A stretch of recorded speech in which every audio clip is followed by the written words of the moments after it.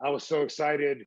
I went down there and helped open it up. I was painting the bleachers, hanging the sign above the door. I was like, let's get this thing going. Because my previous wrestling gig had gone under, I was finished up there. That promoter, Ron Slinker, he just said, you're going to be Rob Von Dam. Hey, Jim. What's up, Rob? How's it going? Excellent, dude. Everything's great. That's good to hear. Where are you at? I'm in Las Vegas. Oh, that must be nice. I'm in cold Chicago right now. No, it's a beautiful sunny day. Had my door open half the day. There you go. By the way, I love the painting, man. That's so cool. Is that something what is it of? I'm trying to tell from here. It is of me and Oh, I see. Katie. Yeah, it was a gift. Somebody gave me that. Katie had it made, I think, from this artist, and so he had it, wrapped it up and gave it to me. That's cool. That is awesome piece of artwork. It's like 3D. Now I got to see it closer. There's so much going on and stuff. I didn't realize for the longest time. Someone had to tell me, but there's actually like a real there's a joint with marijuana that's like glued in with some No way. yeah, it's like right above her head, like up here, but there's actual real marijuana glued in with some sparkle shit on a joint. I thought I saw Homer Simpson in there too, or something similar. Yeah, because Katie has it on her tattoo. Like a lot of that, it all has meaning to it, and it's all like blended all in. It's crazy. Oh my She has God. a lot of tattoos, so there's a lot of material there.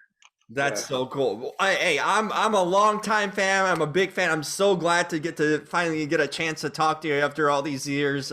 This is cool, and it's cool seeing you in a different realm. Because of years I've seen you in the ring, but it's been a nice kind of transition for you over the years, stepping into film. I mean, obviously this isn't your first movie by any means, but it's cool to see you do different genres. I think you did a Christmas movie not so long ago too. It's cool to see you getting elevated and kind of testing yourself with different characters too in film. Cool, yeah. I am an opportunist, so when the right thing comes across, and we can make it happen, then I'm happy to be able to do it. One thing that I've always enjoyed doing that not all professional wrestlers enjoy doing, I've always enjoyed like jumping the fence into other genres. Mm-hmm. Like I've always felt like if you make an appearance in a different world, you might be getting different fans that don't normally watch wrestling or whatever. But a lot of wrestlers are so wrestler at heart. A lot of them, are second, third generation wrestlers. That's all they want to do. I mean, maybe if there's a movie about wrestling, then Right. maybe but that's about as far. And a lot of them are like that. I've always enjoyed, whenever I can look at it like possibly, just I look at that as growing, because it's all about image, and that's what everyone loves is the image, and that's growing the image when you can. That's why I'm coming out with my new rap album too. I'm just joking. Oh, nice. That's not happening, dude. Come on. I was like, I was ready to hear. I'm like, I wouldn't be surprised. I would not be. Right. Yeah. Well, people that really know me would be surprised. I would be surprised. But no, that is something I had offered to me before. I could not convince the guy that how big of a sellout that would make me. He's like, no, I'm going to make you sound great. I'll put you in there with this guy and that guy, and it's all instruments. We make it sound good, and we tune you out. I'm like, regardless, like no, I would be selling out to myself. That's all. Fair enough. I'm a big fan of Sean Patrick Flannery. I mean, obviously, people know him from his distinguished career and what he's done, Boondock Saints and all, and Michael Jai White, a fellow martial artist in a sense, too, something you can relate to, and fine actors in itself. What kind of appealed to you about this film, Assault VA 33, because it's really cool. I like the action. It's high octane, it's high intensity, and I think you've blended in nicely into this. How did the role and the film kind of came about for you? Yeah, so the director Christopher Olin Ray reached out to me, and when he's a good friend of mine, and also he knows my limitations. The Rock, he could do the rap album, he can dance, he could be the mom, whatever. I Right. I'm not I'm not quite that extensive, but when Chris says that he's got a part for me, then I know it's something that he thinks I'm right for, and that it's going to be a cool part that's going to make me look good. And so even before I read the script, I'm like, yeah, I'm interested for sure. Send me the script. Let me see what it's about. And this is like the fourth movie I've done with him. He's a friend of mine. And I don't know if everyone in the movie business knows this or not, but Christopher Olin Ray and his dad, Fred Olin Ray, both were professional wrestlers as well. Really? No Yes, way. sir. Yeah. Wow. Did Yeah, they wrestle in the indies or something, or? They did for a while, and I didn't know them there. I didn't know them until I worked on Three-Headed Shark Attack, but Uh-huh. we've become good friends since then. Wow, what a small world, right? How crazy how Yeah. things kind of work and stuff. Did you know Patrick and Michael beforehand, or was this your first introduction to him? First time meeting them, of course, I was aware of them, and a fan of their work. So that was really cool to be able to be on set with them and hang out. And everybody was super cool to me. Everyone that I met, there was a lot of downtime, as there always is. When they're setting up the sets and cameras and everything, you're waiting around, and everybody was super cool. Also, Weston, Nick Cage's son, was That's right. really cool too. Yeah, really cool. And he didn't talk with that accent half the time, so that's how committed he was, to stay in that character of the main bad guy in this Uh-huh. movie, and speak with that accent and be committed throughout the whole. That takes some balls, because that wasn't a natural dialect for him. So I didn't even recognize that was Nick Cage's son initially until I kind of looked it up later. yeah, He yeah. really is carving a path for himself, and in so many ways. And another legit badass too, because we were talking some martial arts, and we were sitting in the van together, and Mhm. he's done like Muay Thai and he's into like the whole Zen philosophy and Western outlook, as they used to say. No, Yeah, Eastern outlook. I'm sorry. Eastern. Um, yeah, sorry, I got my directions It's mixed all up. good. I'm in Vegas, so we're south. No. Anyway, it was awesome. It was a good experience. Cool. As far as obviously here you're working with someone who you've worked with before on the film. Do you kind of how does he, having that working relationship from previous films? Do you guys kind of take liberties as far as your character, and what sense, and he knows your kind of limits of what you can do and what not, what you want to do? How did those discussions kind of go as for your character, on what sort of approach you do, and what sort of things you could do in the film? The approach probably isn't that much different than other actors. Like when I get my script, I try to familiarize myself with it, and when it comes time to actually shoot, then I think you just you show up with having in mind what you're going to do, and maybe you run it by him first, or maybe the first take on camera, you might come by, and say, hey, just say it like this. You make it that. Oh, okay, thanks. He's very helpful like that. Like he'll, and that's something with acting too, that the really experienced actors, I think they're good at visualizing the outcome, like they're seeing the movie when they're reading the script. I think, because a lot of times when I'm reading the script, I don't see how a lot of times when I see it, I'm like, oh, like I didn't really see it all the way through like that. Mhm. Visualizing, like I didn't even understand that conversation was really referring to that, and that's something that comes with a lot of experience and also priority. I think that preparing is really really important, but it's not my strong point. And I think I just uh, wrestled like for I was out of town for a few days, then I flew home and then flew there, and but I think it's very standard. If the director, usually if he thinks that I'm saying a line in a way, sometimes I'm putting too much into it. Like I'm putting too much into it, and they might come by and say, oh, it's a throwaway. I'm putting too much into it. Oh, okay, I'll say it like that. I'm putting too much into it. Boom. Makes sense. I wanted to ask you, I always wonder where the name RVD came from, Rob Van Dam. Obviously, you had a martial arts background. Van Damme, you think of obviously Jean-Claude Van Damme. Tell me when your career kind of started, because you've had it throughout your whole career and it almost became your actual name in a sense. How did that name come about initially? Because I was always curious how you adopted it. Yeah, well, I mean, I was a fan of his when I was growing up, but I don't remember ever hearing that I looked like him. Like that wasn't something that was even said until like my 20s. And my first few years with wrestling, I was taught to just get as much ring time as I could. Don't worry about what they call you.